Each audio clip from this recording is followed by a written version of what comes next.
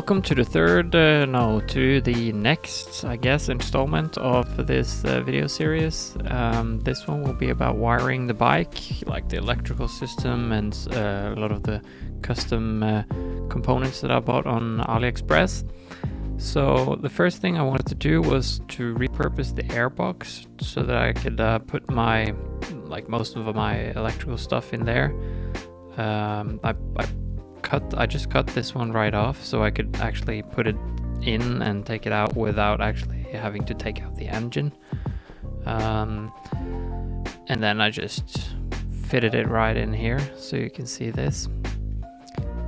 Now the idea here is to, because I can close this one off, I can put this MO unit in here and have this as sort of my main electrical wiring box.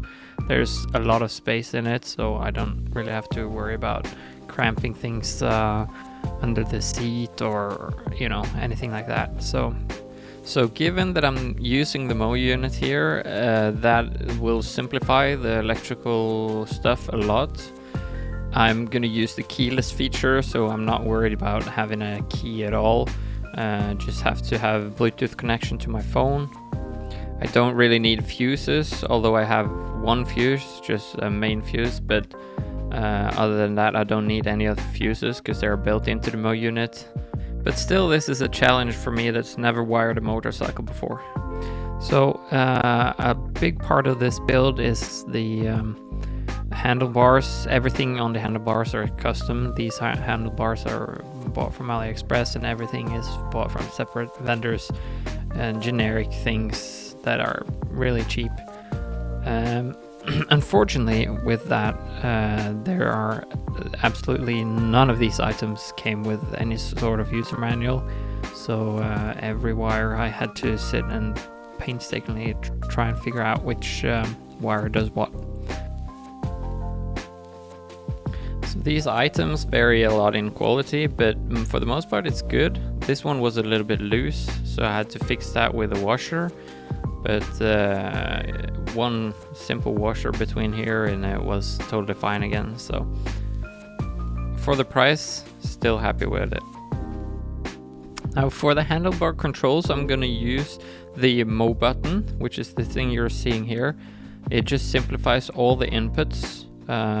So you connect all the inputs on your handlebars into this button, and then you have one single green wire that communicates with the MO unit itself. So there's basically just one wire from the handlebars to the control unit, and that just simplifies the wiring harness a lot. The MO button is very nicely labeled. I can see which wire I need to connect, but unfortunately, like I said earlier, my handlebar controls, those don't have any labels, so I'm here going through each and every wire, testing, turning on and off buttons, just to figure out what wire does what. In the end, I came up with this diagram, and this is how I have to connect everything to get the MO unit working like it's supposed to with these handlebar controls. After everything is soldered, I put all the wires here, I run them into the handlebar. So that little MO unit button thing that lies inside the handlebar, and all the wires go in there. And then only, like I said, only one green small wire goes down across the tank area into the MO unit itself.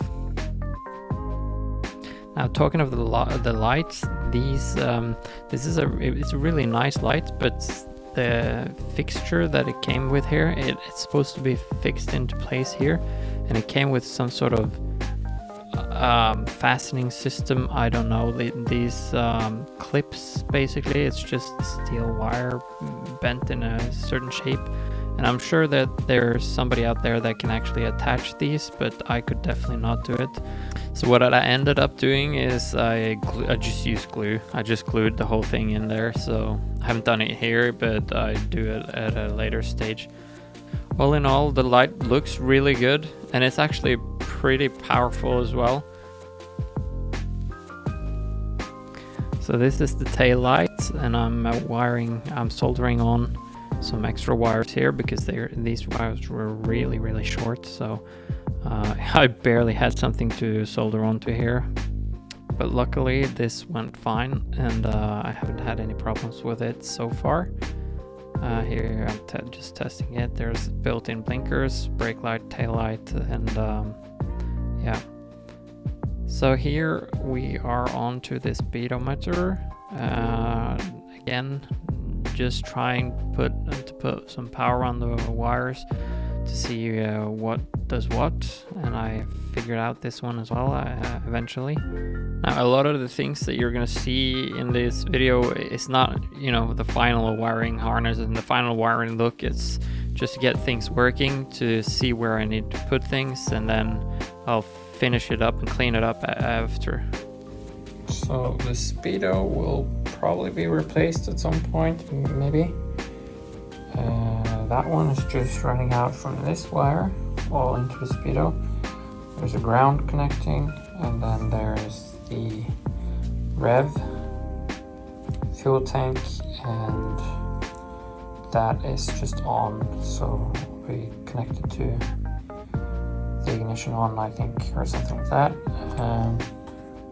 This is the fuel sender, so connect to the tank, grounded there, and this is the rev, which is connected to one of this coil grounds. So I start connecting everything that I need to actually be able to start the bike. I use the original starting relay, and yeah, basically the coils and the igniter box, all that stuff I connected up. I have to open the wiring harness at some point and have a look at the wires, and I used a ton of time on wiring diagrams for this bike. But in the end I got something that looks a little bit like this, and now I'm about ready to start, to try and do a start on this engine for the first time. Everything running. These, from this igniter box, we have the standard from the engine, which was here from before. Then out, I've opened the wiring harness, and looks like the gray and the orange is signal to the coils. They go directly to the coils, along with this, which is... If anybody can tell me what the black and yellow wire here does, please do. I'm curious, because both the gray and the black and yellow go to the original tachometer or speedometer unit, and I don't know what the difference is there. To my speedometer, I'm only using the gray one as like a rev signal. And here you can see the other signal to that coil is the orange one, and the signal to this coil is this gray one. But the red ignition is also spliced here, and the other one, this one, goes into the mo unit. The red one, which is this one, goes into the ignition input here. So when the ignition is on, that should sort of, or rather when the ignition is off, that should shut off the coils, is what I think should happen. Okay, let's try this again. I know for sure that the carbs are full, because it did spill over a little bit.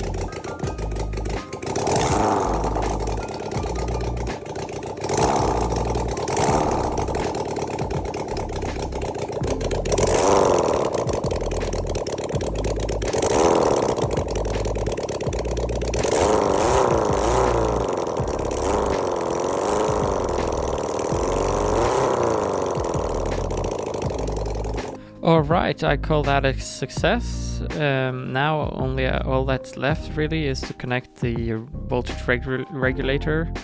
There's only really 3 wires, as you can see here, that I need to connect to my system.